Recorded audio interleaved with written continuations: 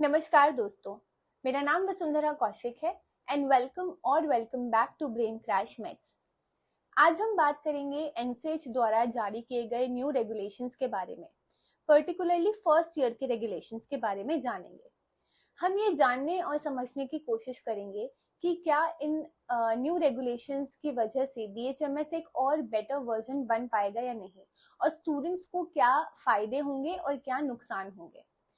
तो हम आज पर्टिकुलरली फर्स्ट ईयर के बारे में ही बात करेंगे। सबसे पहला मेजर चेंज जो फर्स्ट ईयर में किया गया है वो है ड्यूरेशन। पहले फर्स्ट ईयर की ड्यूरेशन थी 12 मंथ्स यानी कि 1 साल। अब इसे बढ़ाकर 18 महीने यानी कि 1.5 साल कर दिया गया है।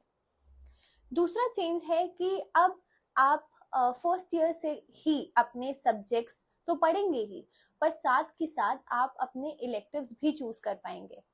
पहले इलेक्टिव्स नाम का शब्द ही नहीं था, पर अब फर्स्ट, सेकंड और थर्ड ईयर से आप अपने दो दो इलेक्टिव्स अपनी मर्जी से चूज कर सकते हैं जो आपको पसंद हो।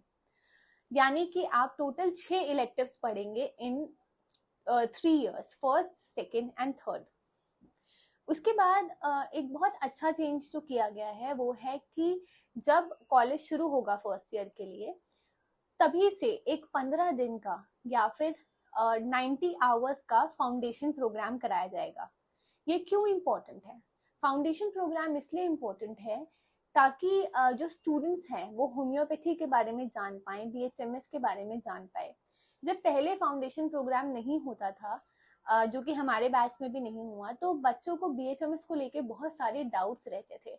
वो सारे डाउट्स इन 15 दिन में क्लियर करने की पूरी कोशिश की जाएगी। उसके बाद जो बहुत ही इम्पोर्टेंट चीज़ और बहुत अच्छी चीज़ है वो ये है कि अब फर्स्ट ईयर से ही आईपीडी और ओपीडी विजिट्स शुरू कराई जाएंगी।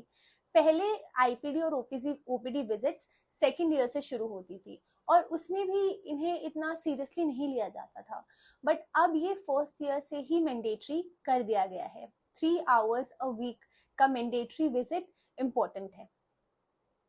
उसके बाद टीचिंग को लेकर भी इसमें कई सारी, इस करिकुलम में कई सारी चीजें ऐड की गई हैं।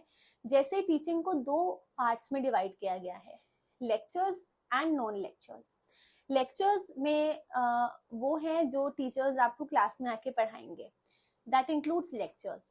नॉन लेक्चर्स का मतलब है सारी विजिट्स जिसमें बहुत सारी चीजें ऐड की गई हैं, जैसे IPD, OPD visit, clinical visit, pharmacy visit, dissection, symposium, seminars, drug picture presentation, ये सारी चीजें अब नॉन लेक्चर्स में इंक्लूड की गई हैं।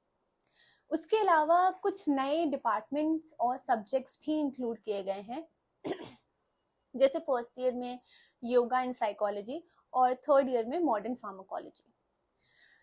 उसके अलावा पहले जो फर्स्ट बीएचएमएस में सब्जेक्ट्स थे वो टोटल 3 सब्जेक्ट्स थे, anatomy, physiology and homeopathic pharmacy.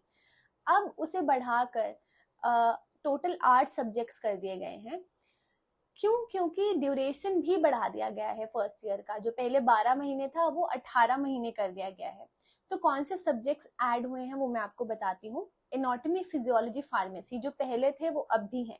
इसके अलावा homeopathic materia medica, organon of medicine, repertorisation and case taking, yoga and psychology, ये कुछ सब्जेक्ट्स हैं जो ऐड किए गए हैं। इन सबको मिला देंगे तो 8 टोटल सब्जेक्ट्स हो जाएंगे।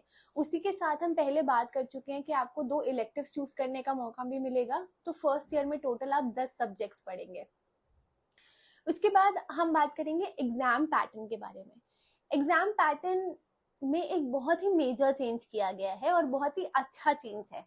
पहले एग्जाम साल के अंत में होता था तो पूरे साल कोई प्रेशर नहीं होता था, बट एग्जाम टाइम पे बहुत ही ज्यादा बच्चे प्रेशराइज फील करते थे और सिलेबस कंप्लीट करने का बहुत ज्यादा स्ट्रेस रहता था।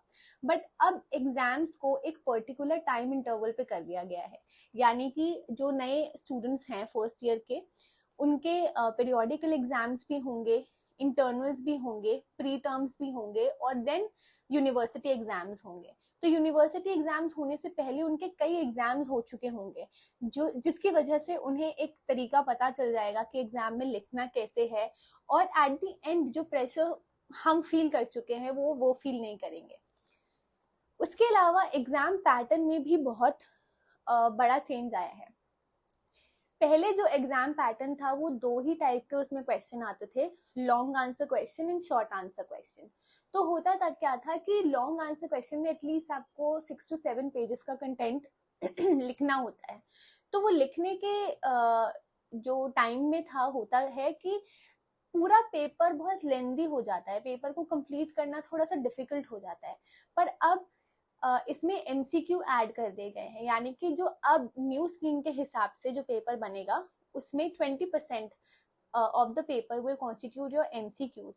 उसके अलावा 40% में आपके शॉर्ट आंसर क्वेश्चन आएंगे और 40% में आपके लॉन्ग आंसर क्वेश्चन आएंगे। तो पेपर बिल्कुल भी लेंदी नहीं होगा और एमसीक्यूज की वजह से मार्क्स स्कोर करना भी बहुत ईजी हो जाएगा। इसके अलावा लास्ट जो कि हम जान चुके हैं कि सब्जेक्ट्स बढ़ गए हैं, तो ऑब्वियसली जो नंबर ऑफ पेपर है वो भी बढ़ गए हैं। पहले नंबर ऑफ पेपर्स 5 हुआ करते थे, यानी कि 2 पेपर एनाटॉमी के, 2 पेपर फिजियोलॉजी के और 1 पेपर फार्मेसी का।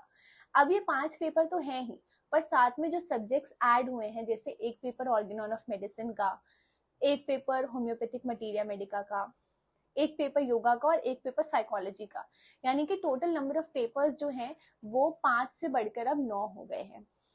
तो अगर इस स्कीम के हिसाब से मैं देखूं और बीइंग अ बीएचएमएस स्टूडेंट अगर मैं अपना रिव्यू दूं, तो मुझे ऐसा लगता है कि इसमें बहुत सारी चीजें इम्प्रूव करने की कोशिश की गई है, जो कि बहुत ही अच्छी बात है।